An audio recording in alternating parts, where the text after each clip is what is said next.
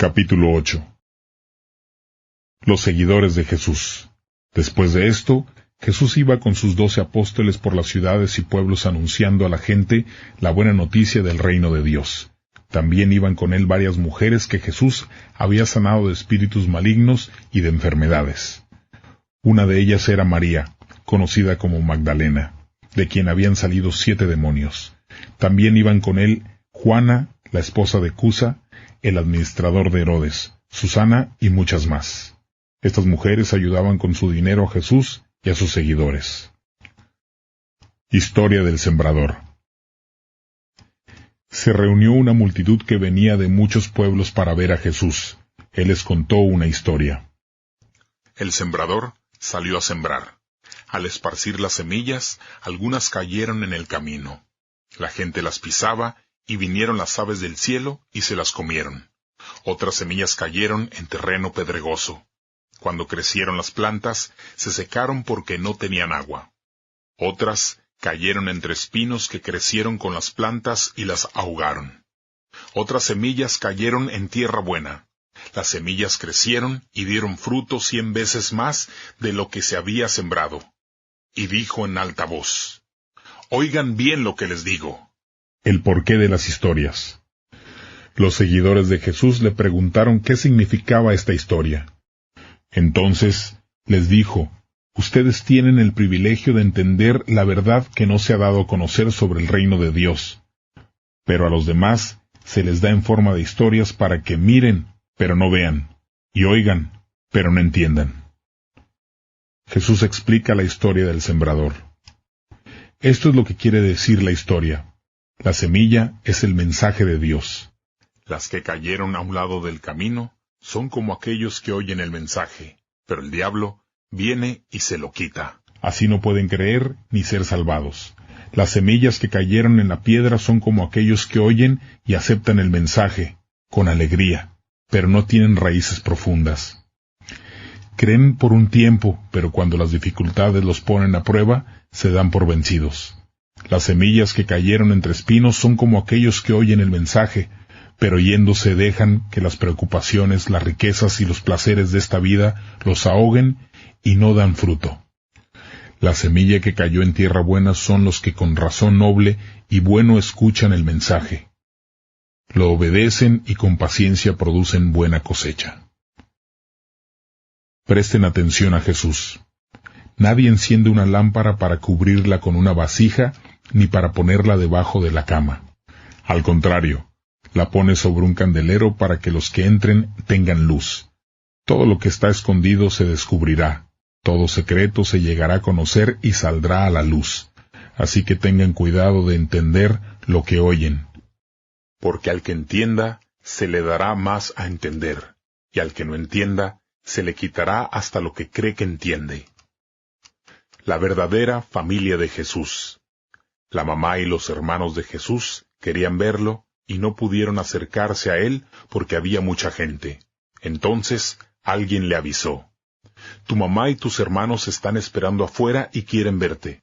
Pero Jesús les respondió: «Mi mamá y mis hermanos son aquellos que oyen la palabra de Dios y la obedecen». Jesús calma una tormenta.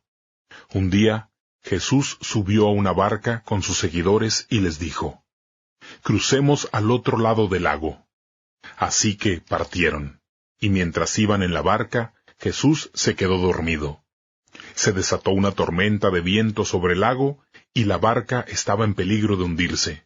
Entonces despertaron a Jesús y le dijeron: «Maestro, maestro, vamos a ahogarnos». Jesús se levantó y regañó al viento y a las olas. Entonces cesaron, y todo quedó en gran calma. Entonces Jesús les dijo: «¿Dónde está tu fe?». Pero ellos estaban asombrados y asustados y se decían unos a otros: «¿Quién es este que hasta el viento y las olas obedecen sus órdenes?». Jesús expulsa unos demonios. Entonces navegaron al otro lado del lago, a la región donde vivían los gerasenos, frente a Galilea.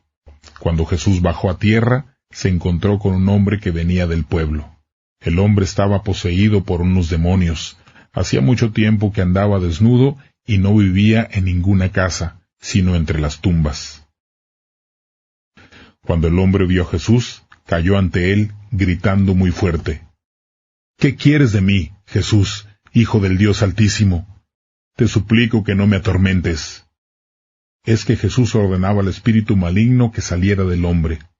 Muchas veces se había apoderado de él, y a veces terminaba en la cárcel encadenado de pies y manos, pero el hombre siempre rompía las cadenas. El demonio lo hacía vagar por lugares solitarios. Entonces Jesús le preguntó: ¿Cómo te llamas? Él contestó: Legión. Dijo esto porque muchos demonios se habían entrado en él. Y ellos le rogaron a Jesús que no les diera orden de irse a la oscuridad eterna. Había muchos cerdos comiendo en el cerro. Los demonios le rogaron a Jesús que los dejara entrar en los cerdos, y él los dejó.